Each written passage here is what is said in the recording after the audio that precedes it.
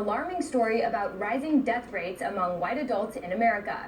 WSJ's special writer Betsy McKay joins us now to discuss. Thanks for being here, Betsy.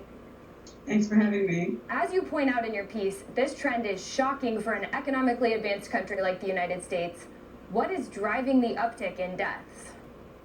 Well, this is a really interesting study, and it follows on some work done about a year and a half ago by the same two economists at Princeton, which found that mortality was rising among middle-aged Americans. So then they set out to figure out a couple of things. One, how widespread was that problem? And secondly, what might be driving it? So what they found in their new paper is that mortality is rising not just for middle-aged Americans, but for Americans between 25 and 64 years of age. And what's driving that really is our rises in mortality in people who have a high school education or less, so working class Americans. For people with a college degree, mortality is still declining. So to have mortality rise in a developed nation is very, very unusual. And our mortality rates have been declining for decades. Right.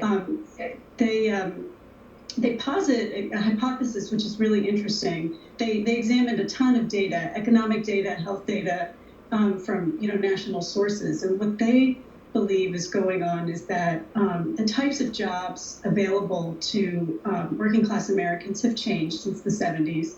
They're less stable, more minimum wage jobs, less opportunity for advancement, and at the same time there are a lot of social trends: decline in marriage, more cohabitation, more children born out of wedlock, more social isolation, families aren't stable. Right, and so you touched on education and also the workforce.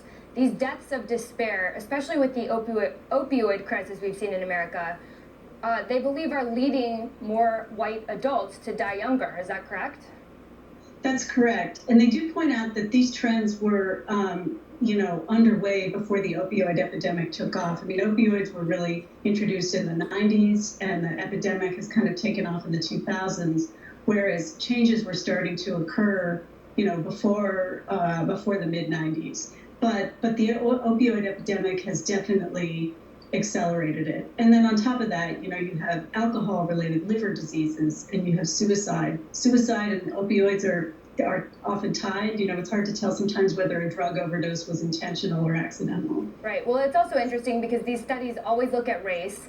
And here the researchers found that blacks and Hispanics face many of the same income struggles as the white working class, yet they've experienced a decline in mortality rates. So how do you make sense of that? Yeah, well, so that's the puzzle for everyone. What they say is that for working class whites, times were better earlier. So in other words, there was an expectation, more of an expectation of life improving. Whereas for blacks and Hispanics, they've been moving up, certainly, some parts of those populations, and there wasn't the they believe there just wasn't the expectation that with every generation you're going to live better than your parents. They also, think what needs to be explored is they posit the idea that anti-poverty programs have been of more benefit to blacks, whereas whites might not have been able to benefit from them. Their salaries might have been high enough so that they don't qualify. Last but not least, one of the biggest stories today is the healthcare vote. We could be seeing some major change.